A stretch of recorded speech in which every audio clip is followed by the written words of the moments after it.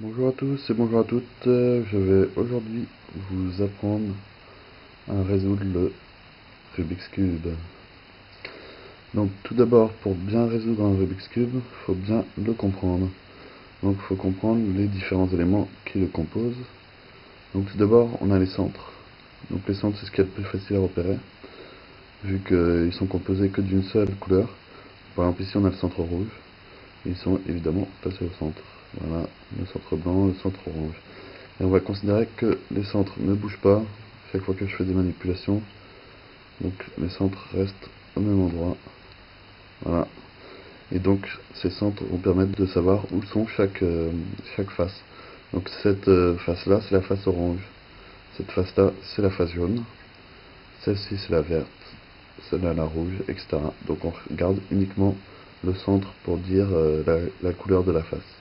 Après les centres, on a également les arêtes. Donc les arêtes sont ici, ici, ici, ici. On a donc 4 par face. Et ces arêtes en fait sont constituées de deux couleurs. Par exemple ici on a l'arête orange, bleu. Ici l'arête rouge, bleu, etc. Les derniers éléments sont les coins. Donc encore une fois on en a 4 par face. Donc les coins sont comme leur nom l'indique dans les coins. Et eux sont constitués de 3 couleurs. Bleu, rouge et jaune. Voilà, celui-là c'est le rouge, vert, jaune, etc. Donc maintenant que on connaît bien les différents éléments du cube, on va pouvoir commencer à apprendre les différentes manipulations. Donc par exemple, si je vous dis droite, il va falloir tourner la face de droite dans le sens des aiguilles d'une montre. C'est-à-dire que si je regarde ma face de droite en face, je la tourne dans le sens des aiguilles d'une montre. Donc comme ceci. Voilà, là j'ai fait la manipulation droite. Donc je vous le refais. Droite, c'est comme ça. Voilà.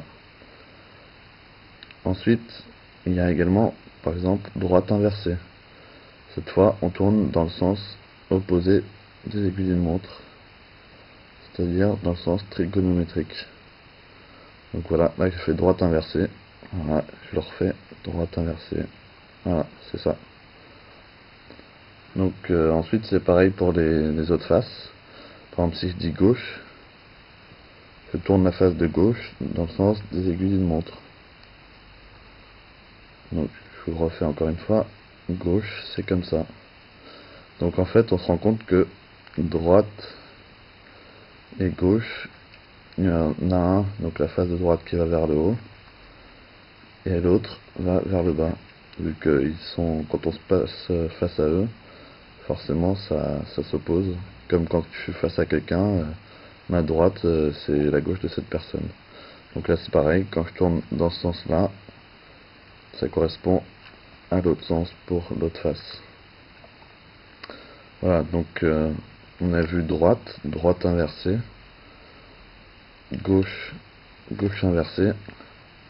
Ensuite il y a haut, haut inversé.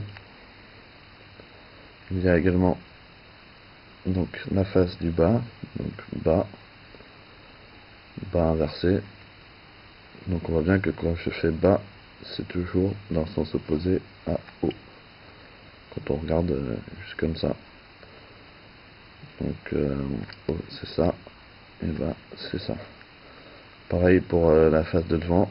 Si je dis face, hop, faut faire ça. Face inversée, comme ça.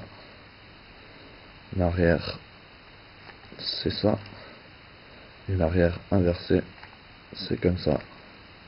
Voilà les différents mouvements que vous devez comprendre pour pouvoir résoudre par la suite le Rubik's Cube. Donc maintenant qu'on connaît les différents éléments du cube et qu'on sait comment faire les différents déplacements, on va pouvoir commencer à résoudre le cube. Donc tout d'abord il faut choisir une face à résoudre. Par exemple moi je vais choisir la face blanche parce que c'est la plus facile à repérer. Voilà, donc la face blanche c'est celle qui a donc le centre blanc, comme on l'a dit tout à l'heure. Pour la première étape de résolution, ça va constituer à faire une croix. une croix, ce qu'on appelle une croix parfaite en fait. Donc c'est-à-dire positionner les 4 arêtes de la face blanche. Je vous montre vite fait comment je fais la croix. Donc là on a déjà une arête qui est positionnée, mais en fait cette arête elle a deux couleurs, donc blanche, la couleur blanche qui est déjà sur la bonne face, et une deuxième couleur, ici c'est orange. Donc on va aligner la couleur orange avec ma face orange, donc celle qui a le centre orange. Voilà, et il va falloir faire ça avec toutes les arêtes. Donc là il m'en manque encore 3. Je vais les chercher sur mon cube. Donc ici j'ai l'arête blanc rouge et elle est déjà alignée avec sa couleur rouge, vu que le centre rouge est ici, aligné avec le rouge. Donc ma face blanche est au-dessus. Pour remonter cette arête, j'ai juste à faire face deux fois. Voilà, face et face. Donc en fait j'ai fait remonter, j'ai tourné la face d'un demi-tour et j'ai fait remonter mon arête. Donc maintenant j'ai deux arêtes qui sont bien positionnées et qui sont bien alignées avec leur couleur. Il m'en manque encore deux. Voilà, alors là je regarde ici, je vois que j'ai une autre arête blanche. Cette arête est blanc-bleu.